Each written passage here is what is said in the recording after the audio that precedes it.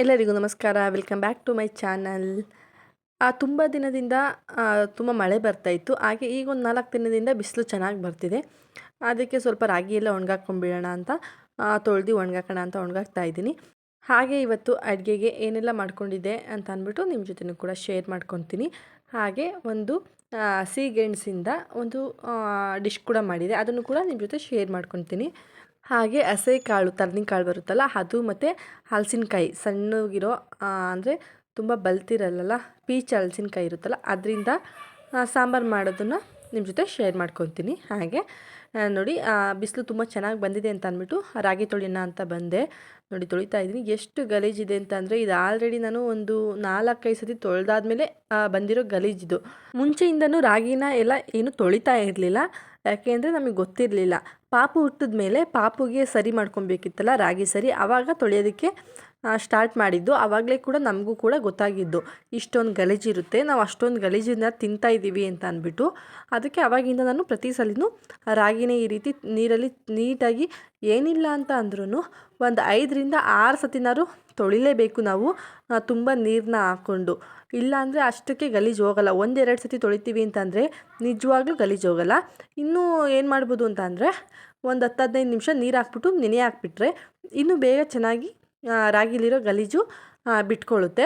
ಆವಾಗ ನೀಟಾಗಿ ವಾಶ್ ಮಾಡಿಕೊಂಡು ನಾವು ಚೆನ್ನಾಗಿ ಬಿಸಿಲು ಬಂದಾಗ ಒಂದು 2-3 ದಿನ ರಾಗಿನ ಬಿಸಿಲಲ್ಲಿ ಚೆನ್ನಾಗಿ ಒಣಗಿಸ್ಕೊಳ್ಬೇಕು. ಒಂದು ದಿನ ಅಥವಾ 2 ದಿನ ಒಣಗಿಸ್ಕೊಂಡು ಮಿಲ್ ಮಾಡಿಸ್ಕೊಂಡ್ರೆ ಮುದ್ದೆ ಮಾಡುವಾಗ ಚೆನ್ನಾಗಿ ಬರೋದಿಲ್ಲ ಮುದ್ದೆ. ಅದರಿಂದ ಒಂದು 3 ದಿನ ಅಥವಾ 4 ದಿನ ಚೆನ್ನಾಗಿ ಬಿಸಿಲು ಬಂದಾಗ ಒಣಗಾಕಿದ್ರೆ ಮುದ್ದೆನೂ ಕೂಡ ತುಂಬಾ ಚೆನ್ನಾಗಿ ಬರುತ್ತೆ. ಹಾಗೆ ನಾವು ರಾಗಿನ ತೊಳೆದು ಊಟ ಮಾಡೋದ್ರಿಂದ ಈ ಥರ ಕಸ ಆ ಥರದ್ದೆಲ್ಲ ಏನೂ ಕೂಡ ಇರಲ್ಲ, ಚೆನ್ನಾಗಿರುತ್ತೆ. ನೀವು ಕೂಡ ಒಂದ್ಸಲ ಟ್ರೈ ಮಾಡಿ. ಯಾರೆಲ್ಲ ಇನ್ನೂ ರಾಗಿನ ತೊಳಿತೀರಾ ಹಾಗೆ ಮಿಲ್ ಮಾಡಿಸ್ತೀರಲ್ವ ಅವರೆಲ್ಲ ಒಂದ್ಸತಿ ತೊಳೆದು ನೋಡಿ, ಬೇಕಾದರೆ ನಿಮಗೂ ಕೂಡ ಅನಿಸುತ್ತೆ ನಾವು ತೊಳಿಬೇಕು ಅಂತ ಅಂದ್ಬಿಟ್ಟು. ಹಾಗೆ ತೊಳೆದ್ಬಿಟ್ಟು ಹರಾಕ್ಬಿಟ್ಟು ಬಂದೆ. ಅಷ್ಟರಲ್ಲಿ ಜಾಮೂನ್ ಪ್ಯಾಕೆಟ್ ತಂದಿದ್ರು ಅಮ್ಮ. ಅದನ್ನು ನಮ್ಮ ಪಾಪು ನೋಡಿಬಿಟ್ಟು ದಿನ ಮಾಡಿಕೊಡು ಅಂತ ಕೇಳ್ತಾನೆ ಇತ್ತು. ನಾನು 2 ದಿನದಿಂದ ಮಾಡ್ಕೊಡೋಕ್ಕಾಗಿರಲಿಲ್ಲ. ಅದಕ್ಕೆ ಇವಾಗ ಮಾಡೋಣ ಅಂತ ಅಂದ್ಬಿಟ್ಟು ಇಲ್ಲಿ ಜಾಮೂನ ಮಾಡೋಕ್ಕೆ ರೆಡಿ ಮಾಡ್ತಾಯಿದ್ದೀನಿ. ನಮ್ಮ ಪಾಪು ಅವರೆಲ್ಲ ಸ್ಕೂಲಿಂದ ಬರೋ ಅಷ್ಟರಲ್ಲಿ ರೆಡಿ ಮಾಡೋಣ ಅಂತ ಅಂದ್ಬಿಟ್ಟು ಮಾಡ್ತಾಯಿದ್ದೀನಿ. ಮಾಮೂಲಿ ನಾರ್ಮಲಾಗಿ ಜಾಮೂನ್ ಮಿಕ್ಸ್ ಬರುತ್ತಲ್ಲ ಪೌಡರು, ಅದನ್ನೇ ಹಾಕ್ಕೊಂಡು ಮಾಡ್ತಾಯಿದ್ದೀನಿ. ಎಕ್ಸ್ಟ್ರಾ ಏನೂ ಆ್ಯಡ್ ಮಾಡ್ತಾಯಿಲ್ಲ. ಬೇಕಂದರೆ ಹಾಲಿನ ಪೌಡರು ಅದನ್ನೆಲ್ಲ ಹಾಕ್ಕೊಳ್ಬೋದು, ಸಾಕಾಗುತ್ತೆ ಇಷ್ಟು ನಮ್ಮ ಮನೆಯಲ್ಲಿ. ಅದಕ್ಕೋಸ್ಕರ ಮತ್ತೆ ನಾನು ಹಾಲಿನ ಪೌಡರ್ ಅದನ್ನೆಲ್ಲ ಏನು ಸೇರಿಸ್ಕೊಂಡಿಲ್ಲ. ನಾನಿಲ್ಲಿ ಸ್ವಲ್ಪನೇ ನೀರು ಹಾಕ್ಕೊಂಡು ಕಲಿಸ್ಕೊತಾ ಇದ್ದೀನಿ. ಬೇಕಂದರೆ ಹಾಲು ಹಾಕು ಕೂಡ ಕಲಿಸ್ಕೊಬೋದು. ನಾನು ನೀರು ಹಾಕ್ಕೊಂಡೇ ಕಲಿಸ್ಕೊತಾ ಇದ್ದೀನಿ. ಇದಕ್ಕೆ ಜಾಸ್ತಿ ನೀರು ಬೇಕಾಗಿಲ್ಲ, ಸ್ವಲ್ಪ ನೋಡ್ಕೊಂಡು ಹಾಕ್ಕೊಳ್ಬೇಕು. ಜಾಸ್ತಿ ಹಾಕ್ಕೊಂಡ್ರೆ ತುಂಬ ತೆಳುವಾಗ್ಬಿಡುತ್ತೆ. ನಾವು ಚಪಾತಿ ಹಿಟ್ಟು ಕಲಿಸ್ಕೊತೀವಲ್ವ ಆ ರೀತಿ ಕಲಿಸ್ಕೊಂಡು ಸ್ವಲ್ಪ ಹೊತ್ತು ನೆನೆಯೋದಕ್ಕೆ ಒಂದು 10 ನಿಮಿಷ ಬಿಟ್ಟರೆ ಅದೇ ಸಾಫ್ಟಾಗಿ ಚೆನ್ನಾಗಿ ಬರುತ್ತೆ. ನೋಡಿ ನಾನು ಈ ರೀತಿ ಕಲಿಸ್ಕೊಂಡು ಒಂದು ಪ್ಲೇಟ್ ಮುಚ್ಚಿ ಇದನ್ನು ನೆನೆಯೋದಕ್ಕೆ ಇಡ್ತೀನಿ. ಇಲ್ಲಿ ಸಕ್ಕರೆ ಪಾಕ ರೆಡಿ ಮಾಡ್ಕೊಳ್ಳೋ ಅಷ್ಟರಲ್ಲಿ ಅಲ್ಲಿ ಹಿಟ್ಟು ಕೂಡ ಚೆನ್ನಾಗಿ ನೆಂದಿರುತ್ತೆ. ಇಲ್ಲಿ ನಾನು ಒಂದು 3 ಗ್ಲಾಸ್ ಸಕ್ಕರೆ ಹಾಕಿ ಒಂದು 4 ಗ್ಲಾಸು ನೀರು ಹಾಕ್ತಾಯಿದ್ದೀನಿ. ಇದಕ್ಕೇನು ಗಟ್ಟಿ ಪಾಕ ಆ ಥರದ್ದೆಲ್ಲ ಏನೂ ಬೇಕಾಗಿಲ್ಲ. ಲೈಟಾಗಿ ಆ ಪಾಕದ ಟೈಪಲ್ಲಿ ಸ್ವಲ್ಪ ಬರ್ತಾ ಇದೆ ಅನ್ನೋ ಥರ ಆದರೆ ಸಾಕಾಗುತ್ತೆ. ಆ ಸಕ್ಕರೆ ಕರಗಿ ಒಂದು 5 ನಿಮಿಷ ಕುದಿಸ್ಕೊಂಡ್ರೆ ಪಾಕ ರೆಡಿ ಆಗಿಬಿಡುತ್ತೆ. ಹಾಗೆ ಇಲ್ಲಿ ಸಕ್ಕರೆ ಕರಗಿ ಪಾಕ ಕುದೀತಿದೆ. ಆವಾಗ ನಾನು ಇಲ್ಲಿ ಉಂಡೆ ಮಾಡ್ಕೊಳ್ಳೋದಕ್ಕೆ ಸ್ಟಾರ್ಟ್ ಮಾಡಿದ್ದೀನಿ. ಉಂಡೆನ ಸ್ವಲ್ಪನೂ ಕ್ರಾಕ್ ಇಲ್ಲದೆ ಇರೋ ರೀತಿ ಹೇಗೆ ಮಾಡ್ಕೊಳ್ಳೋದು ಅಂತ ತೋರಿಸ್ತೀನಿ. ಸ್ವಲ್ಪ ಹಿಟ್ಟನ್ನ ತೊಗೊಂಡು ಸ್ವಲ್ಪ ಕೈಯಲ್ಲಿ ಪ್ರೆಸ್ ಮಾಡಿಬಿಟ್ಟು ಆಮೇಲೆ ಸರ್ಕಲ್ ಥರ ರೌಂಡ್ ಮಾಡ್ಕೊಂಡ್ಬಿಟ್ರೆ ಸ್ವಲ್ಪ ಎಣ್ಣೆ ಹಾಕ್ಕೊಂಡು ಸ್ವಲ್ಪನೂ ಕೂಡ ಕ್ರಾಕ್ ಇಲ್ದಂಗೆ ಉಂಡೆಗಳು ಚೆನ್ನಾಗಿ ನೀಟಾಗಿ ಬರುತ್ತೆ. ಇಲ್ಲಿ ಎಲ್ಲನೂ ಒಂದೇ ಸಲ ನಾನು ಉಂಡೆಗಳನ್ನ ಮಾಡಿ ರೆಡಿ ಮಾಡಿ ಇಟ್ಕೊಂಡ್ಬಿಡ್ತೀನಿ. ಎಣ್ಣೆ ಕಾಯ್ದ ಮೇಲೆ ಉಂಡೆ ಮಾಡ್ಕೊಂಡು ಇಟ್ಕೊಂಡ್ರೆ ಲೈಟ್ ಆಗುತ್ತೆ. ಎಣ್ಣೆ ಸುಮ್ಮನೆ ತುಂಬ ಕಾಯ್ದು ಬಿಡುತ್ತೆ. ಅದಕ್ಕೆ ಮೊದಲೇ ಎಲ್ಲನೂ ಉಂಡೆ ಮಾಡಿ ಇಟ್ಕೊಂಡ್ಬಿಟ್ರೆ ಎಣ್ಣೆ ಕಾಯ್ದ ಮೇಲೆ ಆರಾಮಾಗಿ ಡೀಪ್ ಫ್ರೈ ಮಾಡ್ಕೊಬೋದು. ಅದಕ್ಕೆ ಇಲ್ಲಿ ನಾನು ಮೊದಲು ಉಂಡೆ ಮಾಡಿ ರೆಡಿ ಮಾಡಿ ಇಟ್ಕೊಂಡ್ಬಿಡ್ತಾ ಇದ್ದೀನಿ. ಹಾಗೆ ಇಲ್ಲಿ ಇನ್ನೇನು ಪಾಕ ರೆಡಿ ಆಯಿತು ಅನ್ನೋ ಟೈಮಿಗೆ ನಾನು ಇಲ್ಲಿ ಏಲಕ್ಕಿ ಪೌಡರ್ ಮಾಡ್ಕೊಂಡು ಇಟ್ಕೊಂಡಿದ್ನಲ್ವ ಅದನ್ನು ಕೂಡ ಸ್ವಲ್ಪ ಸೇರಿಸ್ತಾ ಇದ್ದೀನಿ. ಕೇಸರಿ ಏನಾದರೂ ಇದ್ದರೆ ಅದನ್ನು ಕೂಡ ಇವಾಗ ಹಾಕ್ಬೋದು, ಸ್ವಲ್ಪ ಕಲರ್ ಚೆನ್ನಾಗಿ ಬರುತ್ತೆ ಅಂತ. ನಾನು ಕೇಸರಿ ಎಲ್ಲ ಏನೂ ಹಾಕಿಲ್ಲ, ಏಲಕ್ಕಿ ಪೌಡರ್ ಮಾತ್ರ ಹಾಕಿ ಮಿಕ್ಸ್ ಮಾಡಿ ಸ್ವಲ್ಪ ಕುದಿಸ್ಕೊತಾ ಇದ್ದೀನಿ ಅಷ್ಟೇ. ನೋಡಿ ಇಲ್ಲಿ ನಾನು ಎಲ್ಲ ಉಂಡೆಗಳನ್ನೂ ರೆಡಿ ಮಾಡಿ ಇಟ್ಕೊಂಡಿದ್ದೀನಿ. ಈಗ ಎಣ್ಣೆನ ಕಾಯಕ್ಕೆ ಇಟ್ಟಿದ್ದೀನಿ. ಎಣ್ಣೆ ಕಾಯ್ದ ಮೇಲೆ ಈ ರೀತಿ ನಾವು ಒಂದೊಂದೇ ಜಾಮೂನ್ ಉಂಡೆಗಳನ್ನ ಎಣ್ಣೆಗೆ ಈ ರೀತಿ ಬಿಡ್ತಾ ಇದ್ದೀನಿ. ಎಣ್ಣೆಗೆ ಪೂರ್ತಿಯಾಗಿ ಮುಳುಗೋದಕ್ಕೆ ಎಷ್ಟು ಉಂಡೆಗಳು ಹಿಡಿಯುತ್ತೋ ಅಷ್ಟು ಉಂಡೆಗಳನ್ನ ಮಾತ್ರನೇ ಹಾಕ್ಕೊಳ್ತಾ ಇದ್ದೀನಿ ನಾನು ಇಲ್ಲಿ. ಎಣ್ಣೆಗೆ ಉಂಡೆನ ಹಾಕ್ಕೊಂಡ್ಮೇಲೆ ನಾವು ಒಂದು ಸ್ಪೂನ್ ಸಹಾಯದಿಂದ ಅಥವಾ ಜಾಲರಿ ಇರುತ್ತಲ್ವ, ಎಣ್ಣೆ ಜಾಲರಿ, ಅದರಿಂದನಾದರೂ ಸರಿ ನಾವು ಯಾವಾಗಲೂ ಈ ಥರ ಕೈ ಆಡಿಸ್ತಾ ಇರಬೇಕು. ಮಿಕ್ಸ್ ಮಾಡ್ತಾ ಇದ್ದರೆ ಉಂಡೆಗಳು ಒಂದೇ ಒಂದು ಸೈಡ್ ಬೇಯುತ್ತೆ, ಒಂದು ಸೈಡ್ ಬೇಯೋದಿಲ್ಲ ಅನ್ನೋದೆಲ್ಲ ಏನೂ ಇರೋದಿಲ್ಲ. ಈ ರೀತಿ ನಾವು ಮಿಕ್ಸ್ ಮಾಡ್ತಾ ಹೋಗ್ತಿದ್ರೆ ಎಲ್ಲ ಸೈಡು ಕೂಡ ಈವನ್ ಆಗಿ ಫ್ರೈ ಆಗ್ತಾ ಬರುತ್ತೆ. ಹಾಗೆ ಜಾಮೂನ್ನ ನಾವು ಫ್ರೈ ಮಾಡ್ಕೊಳ್ಳುವಾಗ ತುಂಬ ಹೈ ಫ್ಲೇಮಲ್ಲಿ ಇಟ್ಕೊಂಡು ಫ್ರೈ ಮಾಡ್ಕೊಳ್ಬಾರ್ದು. ಮೀಡಿಯಮ್ ಫ್ಲೇಮಲ್ಲಿ ಇಟ್ಕೊಂಡು ಫ್ರೈ ಮಾಡಿಕೊಂಡ್ರೆ ಒಳಗೂ ಕೂಡ ಚೆನ್ನಾಗಿ ಫ್ರೈ ಆಗಿರುತ್ತೆ. ನಾವೇನಾದರೂ ಹೈ ಫ್ಲೇಮಲ್ಲಿ ಇಟ್ಕೊಂಡ್ರೆ ಮೇಲೆಲ್ಲ ಫುಲ್ ಬೇಗ ಡಾರ್ಕ್ ಆಗಿಬಿಡುತ್ತೆ, ಒಳಗೆ ಸ್ವಲ್ಪ ಹಾಗೆ ಇದ್ಬಿಡುತ್ತೆ ಗಟ್ಟಿ ಗಟ್ಟಿಯಾಗಿ. ಅದಕ್ಕೆ ಮೀಡಿಯಮ್ ಫ್ಲೇಮಲ್ಲಿ ಇಟ್ಕೊಂಡು ಈ ರೀತಿ ಮಿಕ್ಸ್ ಮಾಡ್ತಾ ಹೋದರೆ ತುಂಬ ಚೆನ್ನಾಗಿ ಬರುತ್ತೆ. ಹಾಗೆ ಒಂದು ಕೂಡ ಜಾಮೂನು ಕ್ರಾಕ್ ಆಗೋದಿಲ್ಲ. ತುಂಬ ಚೆನ್ನಾಗಿ ಇದೇ ರೀತಿ ನಾವೀಗ ಹೇಗೆ ಉಂಡೆಗಳು ಮಾಡಿದ್ದೀವೋ ಅದೇ ರೀತಿ ಜಾಮೂನು ಇರುತ್ತೆ. ಬೇಕಂದರೆ ನಾನು ಕೊನೆಯಲ್ಲಿ ಮಾಡಿದ್ಮೇಲೆ ತೋರಿಸ್ತೀನಿ ಯಾವ ರೀತಿ ಬಂದಿದೆ ಅಂತ ಅಂದ್ಬಿಟ್ಟು. ಒಂದು ಕೂಡ ಎಲ್ಲೂ ಕೂಡ ಬ್ರೇಕ್ ಹಾಕೋದಿಲ್ಲ. ಈ ರೀತಿ ನಾವು ಕೈ ಆಡಿಸ್ತಾ ಇದ್ದರೆ ಎಲ್ಲ ಕಡೆಯೂ ಈವನ್ ಆಗಿ ಫ್ರೈ ಆಗ್ತಾ ಹೋಗುತ್ತೆ ಜಾಮೂನು. ನೋಡಿ ಎಷ್ಟು ಚೆನ್ನಾಗಿ ಎಲ್ಲ ಕಡೆಯೂ ಸೇಮ್ ಒಂದೇ ರೀತಿ ಬೆಂದಿದೆ. ಇವಾಗ ನಾನು ಅದನ್ನು ಎತ್ತಿ ಒಂದು ಪ್ಲೇಟ್ಗೆ ಹಾಕ್ಕೊಳ್ತೀನಿ. ಹಾಗೆ ಇನ್ನೂ ಸ್ವಲ್ಪ ಉಂಡೆಗಳಿದಾವಲ್ವ ಅದನ್ನು ಕೂಡ ಎಣ್ಣೆಗೆ ಬಿಡ್ತೀನಿ. ಇದು ಎಣ್ಣೆಗೆ ಬಿಟ್ಟಾದಮೇಲೆ ಎಲ್ಲ ಜಾಮೂನು ಒಂದೇ ಸಲ ನಾನು ಪಾಕದೊಳಗಡೆ ಹಾಕ್ತೀನಿ. ಒನ್ ಬೈ ಒನ್ ಹಾಕಿದ್ರೆ ಒಂದೊಂದು ಜಾಮೂನು ಬೇಗ ಸಾಫ್ಟ್ ಆಗುತ್ತೆ, ಇನ್ನೊಂದು ಜಾಮೂನು ಸಾಫ್ಟ್ ಆಗಿರೋದಿಲ್ಲ. ಒಟ್ಟಿಗೆ ಹಾಕೋದ್ರಿಂದ ಎಲ್ಲ ಜಾಮೂನು ಒಂದೇ ರೀತಿ ಸಾಫ್ಟಾಗಿ ಪಾಕನ ಹೀರಿರುತ್ತೆ. ಅದಕ್ಕೋಸ್ಕರ ಎಲ್ಲನೂ ನಾನು ಫ್ರೈ ಮಾಡಿಕೊಂಡು ಆಮೇಲೆ ಡೈರೆಕ್ಟಾಗಿ ಎಣ್ಣೆಗೆ ಹಾಕ್ತೀನಿ.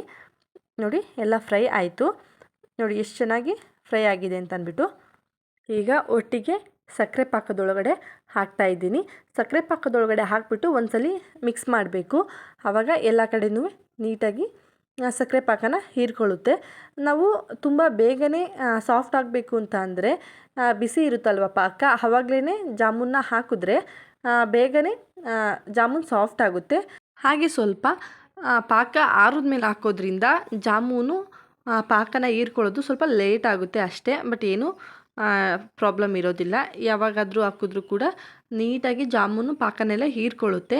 ಹಾಗೆ ತಣ್ಣಗಾದಾಗ ಹಾಕಿದ್ರೆ ತುಂಬ ಗಟ್ಟಿ ಅಂದರೆ ಒಂದು ಸ್ವಲ್ಪ ಗಟ್ಟಿ ತುಂಬ ಸಾಫ್ಟ್ಗಿಂತ ಸ್ವಲ್ಪ ಡ್ರೈ ಜಾಮೂನು ಮಾಡ್ಕೊಳ್ತೀವಲ್ವ ಆ ರೀತಿ ಗಟ್ಟಿಯಾಗಿ ಸಿಗುತ್ತೆ ಅಷ್ಟೇ ಆರಿದ ಮೇಲೆ ಹಾಕೋದ್ರಿಂದ. ಈ ರೀತಿ ಬಿಸಿ ಬಿಸಿಯಾಗಿ ಜಾಮೂನು ತಿನ್ನಬೇಕು ಅಂತ ಅಂದರೆ ಈ ರೀತಿ ಬಿಸಿ ಇದ್ದಾಗಲೇ ಪಾಕನ ಹಾಕೊಬೋದು. ನೋಡಿ ಎಷ್ಟು ಚೆನ್ನಾಗಿ ಬಂದಿದೆ ಅಂತ. ಒಂದು ಕೂಡ ಎಲ್ಲೂ ಕೂಡ ಕ್ರಾಕ್ ಆಗಿಲ್ಲ. ತುಂಬಾ ಚೆನ್ನಾಗಿ ಜಾಮೂನು ಕೂಡ ಬಂದಿದೆ. ಒಳಗೂ ಕೂಡ ಎಷ್ಟು ಸಾಫ್ಟಾಗಿ ತುಂಬ ಚೆನ್ನಾಗಿ ಬೆಂದಿದೆ ಕೂಡ ತೋರಿಸ್ತೀನಿ. ನೋಡಿ ಇಷ್ಟು ಪರ್ಫೆಕ್ಟಾಗಿ ತುಂಬಾ ಸಾಫ್ಟಾಗಿ ಬಿಸಿ ಬಿಸಿಯಾಗಿ ಜಾಮೂನು ತಿನ್ನಬೇಕು ಅಂತಂದರೆ ಈ ರೀತಿ ಮಾಡ್ಕೊಳ್ಬೋದು. ಹಾಗೆ ಮಕ್ಕಳು ಸ್ಕೂಲಿಂದ ಬರೋ ಅಷ್ಟರಲ್ಲಿ ಜಾಮೂನು ಕೂಡ ರೆಡಿ ಮಾಡಿ ಇಟ್ಟಿದ್ದೀನಿ.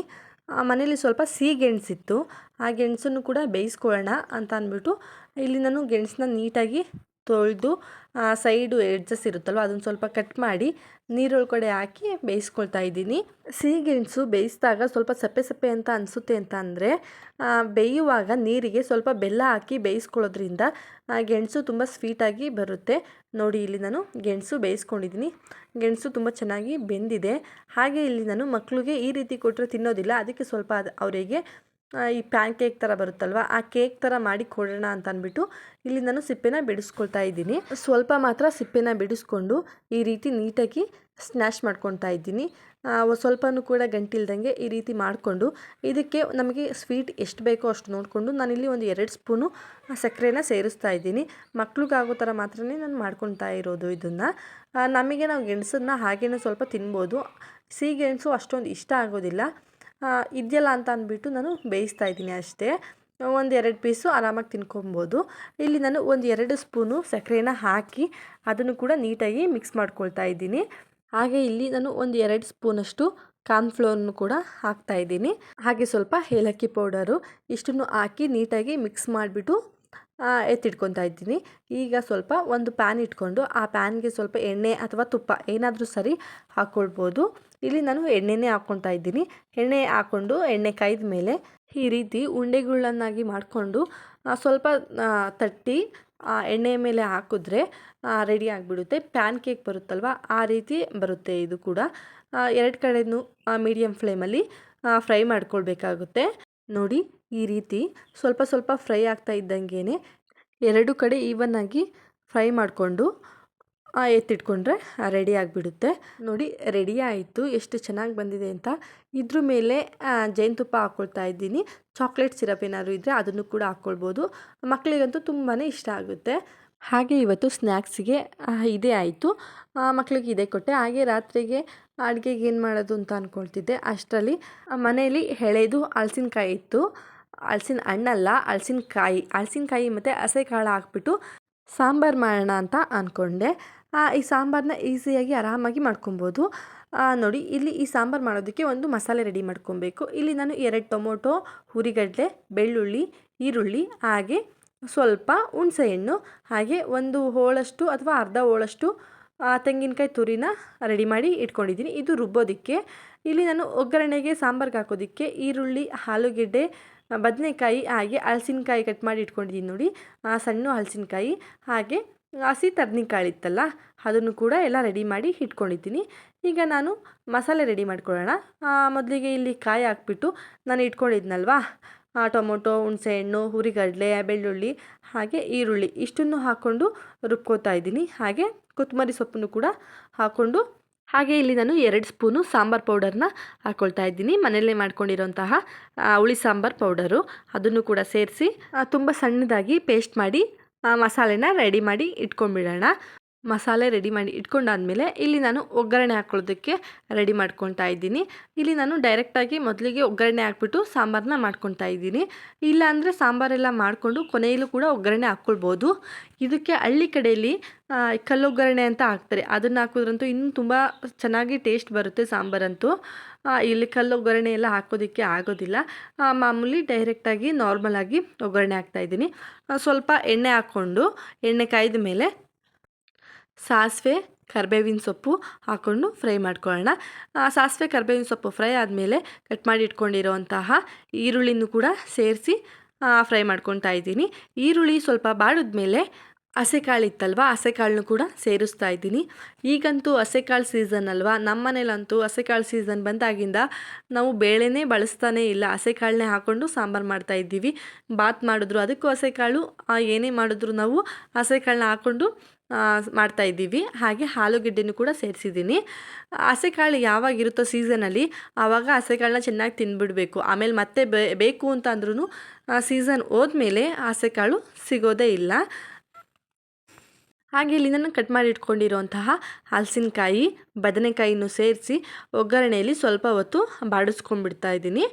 ನೀಟಾಗಿ ಮಿಕ್ಸ್ ಮಾಡಿಕೊಂಡು ಸ್ವಲ್ಪ ಒಗ್ಗರಣೆಯಲ್ಲೇ ಬಾಡಿಸ್ಕೊಂಡು, ಹಾಗೆ ಸಾಂಬಾರಿಗೆ ಎಷ್ಟು ಬೇಕೋ ಅಷ್ಟು ಉಪ್ಪನ್ನು ಕೂಡ ನೋಡಿಕೊಂಡು ಇವಾಗಲೇ ಸೇರಿಸ್ಕೊಳ್ತಾ ಇದ್ದೀನಿ. ಉಪ್ಪನ್ನು ಕೂಡ ಸೇರಿಸ್ಕೊಂಡು ಉಪ್ಪು ಹಿಡಿಯೋ ತನಕ ಸ್ವಲ್ಪ ಫ್ರೈ ಮಾಡ್ಕೊಳ್ತಾ ಇದ್ದೀನಿ. ಫ್ರೈ ಮಾಡ್ಕೊಂಡಾದಮೇಲೆ ಆಗಲೇ ರೆಡಿ ಮಾಡಿ ಇಟ್ಕೊಂಡಿರೋಂತಹ ಮಸಾಲೆನ ಇವಾಗ ನಾನು ಸೇರಿಸ್ತಾ ಇದ್ದೀನಿ. ಮಸಾಲೆನ ಸೇರಿಸ್ಬಿಟ್ಟು ನಮಗೆ ನೀರು ಎಷ್ಟು ಬೇಕೋ ಅಷ್ಟು ನೋಡಿಕೊಂಡು, ಸಾರು ತೆಳು ಬೇಕೋ ಅಥವಾ ಗಟ್ಟಿ ಬೇಕೋ ನೋಡಿಕೊಂಡು ಇವಾಗಲೇ ನೀರನ್ನು ಕೂಡ ಸೇರಿಸ್ಕೊಂಡು 1, 2 ಅಥವಾ 3 ವಿಜಿಲ್ ಬರೆಸ್ಕೊಂಡ್ರೆ ರೆಡಿ ಆಗಿಬಿಡುತ್ತೆ. ನಿಜವಾಗ್ಲೂ ಈ ಹಲಸಿನಕಾಯಿ ಮತ್ತು ಹಸೆಕಾಳನ್ನ ಹಾಕ್ಕೊಂಡು ಸಾಂಬಾರು ಮಾಡ್ಕೊಳ್ಳೋದಂತೂ ತುಂಬಾ ಚೆನ್ನಾಗಿರುತ್ತೆ. ಹಳ್ಳಿ ಕಡೆ ಅಂತೂ ಇದಂತೂ ಮಾಡೇ ಮಾಡ್ತಾರೆ, ವರ್ಷಕ್ಕೆ ಒಂದ್ಸಲಿನಾದರೂ. ಈ ಹಲಸಿನಕಾಯಿ ಸೀಸನ್ ಬರ್ತಾ ಇದೆಯಲ್ವಾ, ಇವಾಗಂತೂ ಹಲಸಿನಕಾಯಿ ಸಿಗುತ್ತೆ. ಈ ಸಾಂಬಾರು ಮುದ್ದೆಗಾದರೂ ಸರಿ, ಅನ್ನಕ್ಕಾದರೂ ಸರಿ, ಅಥವಾ ರೊಟ್ಟಿ, ಚಪಾತಿ ಆ ಥರ ಯಾವುದನ್ನು ಮಾಡಿಕೊಂಡ್ರೂ ಕೂಡ ನಮಗೆ ಸಾಂಬಾರಂತೂ ತುಂಬಾ ಚೆನ್ನಾಗಿರುತ್ತೆ. ನೋಡಿ ನಾವು ನೀರನ್ನ ನೋಡಿಕೊಂಡು ಹಾಕ್ಕೊಳ್ತಾ ಇದ್ದೀನಿ. ಈಗ ಕುಕ್ಕರ್ನ ಮುಚ್ಚಿ 1, 3 ವಿಜಿಲ್ ಬರೆಸ್ಕೊಂಡ್ರೆ ತೋರಿಸ್ತೀನಿ ಹೇಗೆ ಬಂದಿತ್ತು ಸಾಂಬಾರು ಕೂಡ ಅಂತ. ಇಲ್ಲಿ ನೋಡಿ ಒಂದು ಪರಂಗಿಕಾಯಿ ಇದೆ, ಎಷ್ಟು ಚೆನ್ನಾಗಿದೆ ಅಂತ ಅಂದರೆ, ಎಷ್ಟು ದಪ್ಪ ಇದೆ ಅಂತ ಅಂದರೆ ಏನಿಲ್ಲ ಅಂದರೂ ಒಂದು 5-6 kgನಾದರೂ ಬರ್ಬೋದು. ಇದು ಅಷ್ಟು ದಪ್ಪ ಇದೆ ನೋಡಿ. ಒಂದೇ ಒಂದು ಹಣ್ಣು ಇಷ್ಟು ದಪ್ಪ ಬಂದಿದೆ. ನಮ್ಮ ಗಿಡದ್ದೇನೆ, ಊರಲ್ಲಿ ಬಿಟ್ಟಿತ್ತು. ಅಪ್ಪ ಊರಿಂದ ಬರ್ತಾ ಹಂಗೆ ಕಿತ್ಕೊಂಡು ಬಂದಿದ್ದರು. ಇದನ್ನು ಕಟ್ ಮಾಡಿದ್ರೆ ಒಂದು ದಿವಸಕ್ಕಂತೂ ತಿನ್ನೋದಕ್ಕಾಗಲ್ಲ, ಒಂದು 4 ಮನೆ ಹಂಚ್ಕೋಬೋದು, ಅಷ್ಟು ಹಣ್ಣು ಸಿಗುತ್ತೆ ಇದರಿಂದ. ಹಾಗೆ ನೋಡಿ ಸಾಂಬಾರು ಕೂಡ ಬೆಂದಿದೆ. ನೋಡಿ ಎಷ್ಟು ಚೆನ್ನಾಗಿ ಬಂದಿದೆ ಅಂತ ಸಾಂಬಾರು. ನಾನು ಇದನ್ನು ಮಧ್ಯಾಹ್ನನೇ ಮಾಡ್ಕೊಂಡಿರೋದ್ರಿಂದ ಅನ್ನಕ್ಕೆ ಮಧ್ಯಾಹ್ನ ಊಟ ಮಾಡಿದೆ. ಹಾಗೆ ರಾತ್ರಿ ನೈಟ್ ಮುದ್ದೆಗೂ ಕೂಡ ಇದೇ ಸಾಂಬಾರು ಆಗುತ್ತೆ. ಈ ಹಲಸಿನಕಾಯಿ ಸ್ವಲ್ಪ ಎಳೆ ಬಂದಿರುತ್ತಲ್ವ, ಆ ಥರ ಹಲಸಿನಕಾಯಿ ಹಾಕ್ಕೊಂಡ್ರೆ ಇನ್ನೂ ತುಂಬ ಚೆನ್ನಾಗಿರುತ್ತೆ. ಈ ನಾನ್ ವೆಜ್ ತಿಂದೇ ಇರೋರಿಗಂತೂ ಈ ರೀತಿ ಮಾಡ್ಕೊಂಡು ತಿಂದರೆ ನಾನ್ ವೆಜ್ ಯಾವುದು, ವೆಜ್ ಯಾವುದು ಅನ್ನೋದೇ ಗೊತ್ತಾಗೋದಿಲ್ಲ, ಅಷ್ಟು ಚೆನ್ನಾಗಿರುತ್ತೆ. ಇವತ್ತಿನ ವಿಡಿಯೋ ಇಷ್ಟ ಆಗಿತ್ತು. ಈ ವಿಡಿಯೋ ಏನಾದರೂ ನಿಮಗೆ ಇಷ್ಟ ಆಗಿದ್ದರೆ ಪ್ಲೀಸ್ ಒಂದು ಲೈಕ್ ಮಾಡಿ. ಹಾಗೆ ಇನ್ನು ಯಾರೆಲ್ಲ ಸಬ್ಸ್ಕ್ರೈಬ್ ಮಾಡ್ಕೊಳ್ತೀರಾ ನೋಡ್ತಾ ಇದ್ದೀರಾ, ಹಾಗೆ ಸಬ್ಸ್ಕ್ರೈಬ್ ಮಾಡ್ಕೊಳ್ಳಿ. ಧನ್ಯವಾದಗಳು.